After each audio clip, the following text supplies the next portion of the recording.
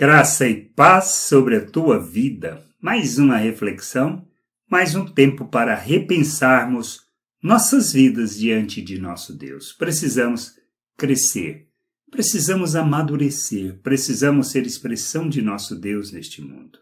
Por isso a pergunta: podemos perseguir a igreja nas nossas atitudes, nas nossas ações? Essa é uma questão muito importante. Paulo, por exemplo, quando Saulo ainda era muito sincero em suas convicções e em suas ações religiosas. Mas estava ele fazendo a vontade do Senhor? Pelo que podemos ver, não.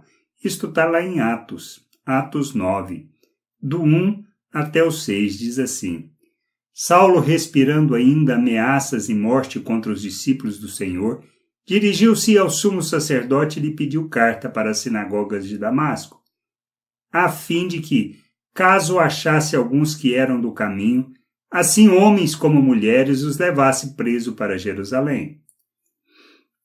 Seguindo ele estrada fora, ao aproximar-se de Damasco, subitamente uma luz do céu brilhou ao seu redor, e caindo por terra, ouviu uma voz que lhe dizia: Saulo, Saulo, por que me persegues? Ele perguntou: Quem és tu, Senhor? E a resposta foi: Eu sou Jesus, a quem tu persegues. Mas levanta-te e entra na cidade, onde te dirão o que te convém fazer. Qual foi a atitude de Saulo? Saulo era muito religioso, ele era muito convicto das suas ações, ele era extremamente zeloso de sua religião. E o que nós temos sido? Mesmo que Saulo, convicto das nossas teorias, das nossas teologias, dos nossos pensamentos e temos desprezado aquilo que seja a vontade de Deus para as nossas vidas? Esta é a questão. Nós talvez não estejamos hoje matando nem crucificando pessoas, nem punindo-as por suas convicções, mas estamos matando as pessoas, impedindo-as de conhecer a vontade de Deus por causa das nossas convicções religiosas.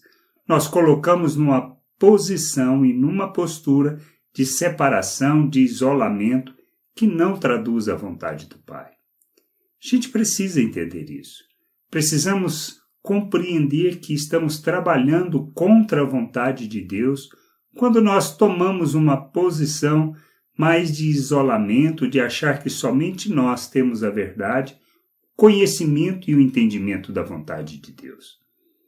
Não temos. Precisamos crescer, precisamos amadurecer, precisamos compreender a vontade de Deus.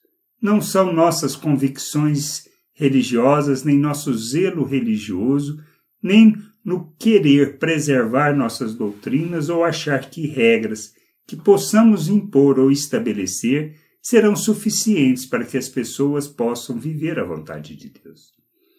Precisamos entender que nossas vidas precisa ser uma oferta, uma expressão de graça do amor de Deus, da compaixão, em favor das pessoas para que elas possam conhecer a Deus, conhecer da sua vontade.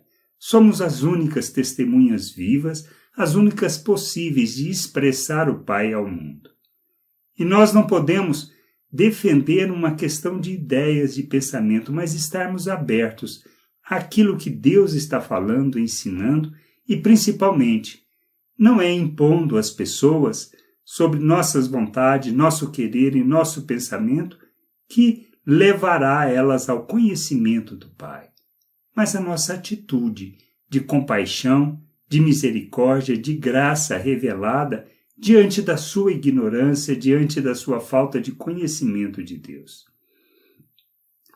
Nós precisamos entender que temos que ser como Cristo, ser como Deus diante das pessoas.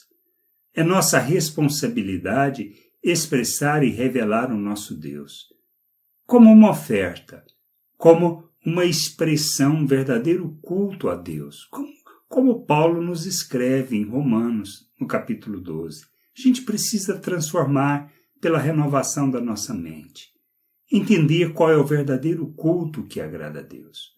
O culto que expressa uma oferta em favor das pessoas para que elas possam conhecer a Deus, conhecer da sua vontade.